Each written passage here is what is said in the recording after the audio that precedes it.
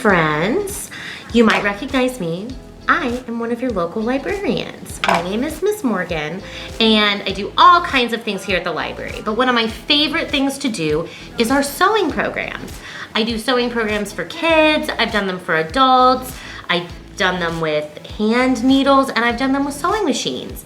Today, we're gonna do a fun project that will come in handy during your normal life. It is sewing on a button. So you may have had a button fall off of a jacket or a pair of pants, anything like that. This can help you.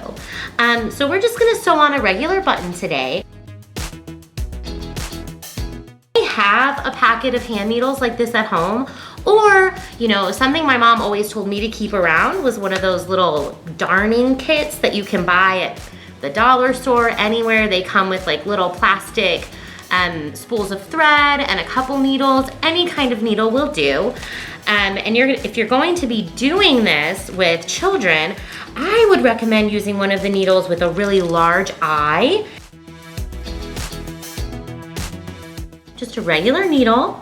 And then we're gonna take our thread and kind of unspool a good amount of thread. Not too much, but a manageable amount. And we can cut it with scissors, because that will help us creating a nice clean edge here that we can put our the end of our thread through our needle. You might need to wet the end of your thread, but we didn't need to do that today. It went on really nicely.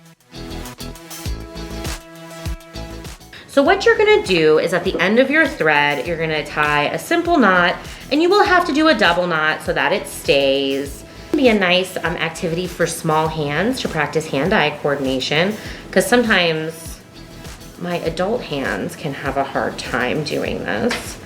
But there we go. We'll just put our double knot in there just like that, kind of make it strong.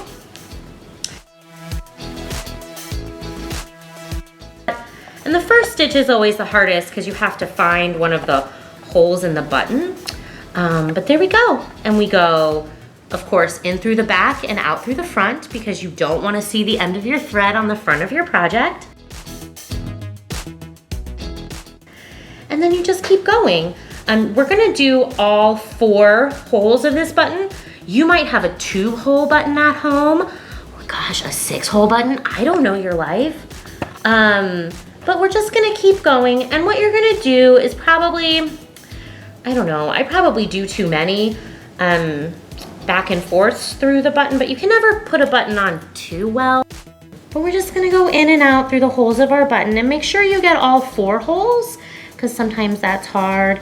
And you can do different patterns through it, like if you only want your thread showing on the front, you can, you know, manage your stitches that, like, make it so that you're not crossing over the top like I did there. You don't have to do that. We just go in and out, up and down. It's really therapeutic. Something kind of you can take your mind off what you're doing for a while, which is nice. So let's say I'm done here. So when you're done, you're of course going to end with your needle on the back of your project, because you don't want the thread showing on the front of your project. It's not a good look. And so you'll snip off the ends of your thread, just like that. Leave a long enough tail at the end so that you can do another knot, because you want, of course, you don't want all these stitches you worked so hard for to come out. So you'll take the ends of your thread and then do a nice knot like so. And of course, if you're working on a piece of clothing, it's gonna be a little bit more trickier, but I have faith in you. You can do this. And of course, there are a lot of resources online, on YouTube, about different situations you may run into with your button. But yeah, you're just going to tie it off. And then of course, you can snip your ends here. But since you're on the back of your project, you don't really have to worry about what it looks like. But there, we just sewed a button on. How exciting. And while we were doing that, I found one of these in our makerspace. This is one of the kits I was talking about. They come with like just a nice amount of thread for you to fix a hole in something or to sew a button on. And they normally come with 1 or 2 needles. They're literally $1 at the dollar store. I recommend you keep one in your car. But that's the end. Thank you so much for joining us today.